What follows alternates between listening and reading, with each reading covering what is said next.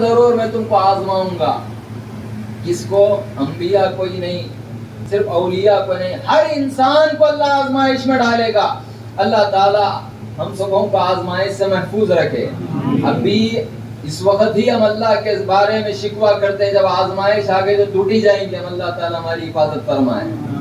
جب آزمائش بھی آئے تو ایمان کے ساتھ ثابت قدم رہنے کے لیے توفیق عطا فرمائے.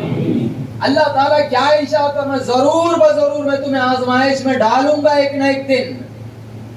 سرکار دو عالم صلی اللہ علیہ وسلم کیا ارشاد فرما رہے ہیں؟ سب سے زیادہ اللہ تعالیٰ مجھے آزمایا ہے، مجھے آزمایا ہے، مجھ کو آزمائش میں ڈالا ہے. اس کے بعد اللہ تعالیٰ کسی کو آزمائش میں ڈالتا ہے تو وہ کسے؟ انبیاء کو آزمائش میں ڈالتا ہے. اس کے بعد جو مقام جس حساب کا رہتا ہے اللہ تعالیٰ اس مقام کے حساب سے بندے کو آزماتے رہتا ہے.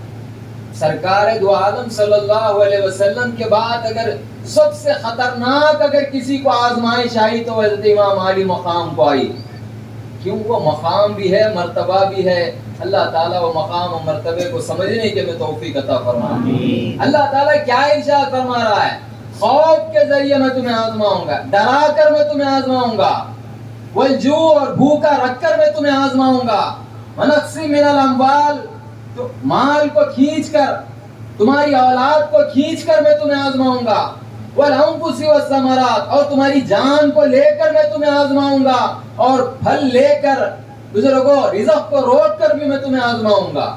بزرگوں اللہ تعالیٰ واضح طور پر بیان کر رہا ہے. ہمارے کو ایک جب آزمائش آتی ہے، ذرا سا بچہ بار بار بیمار پڑ رہا تو عامل کے پاس بھاگتے، عامل صاحب یہ کیا ہو رہا سمجھ میں نہیں آ رہا، ایسی تعویذ دیو کہ بچہ کبھی نہ بیمار پڑے. بزرگوں اللہ کی ذات سے بھروسہ اڑ کے عامل کے اوپر بھروسہ آ گیا ہے. بزرگوں ذرا کاروبار میں ڈاؤن شروع ہو گیا، زوال شروع ہو گیا، ایک ایک جادوگر کے پاس، ایک ایک عامل کے پاس بھاگتے ہیں، ایک ایسا کام کریے جس کی وجہ سے میری تجارت میں اضافہ ہو جائے، میرے کاروبار میں اضافہ ہو جائے. ہے یا نہیں؟ ہمارا یہ عقیدہ ہے یا نہیں؟ ہاتھ اٹھاؤ.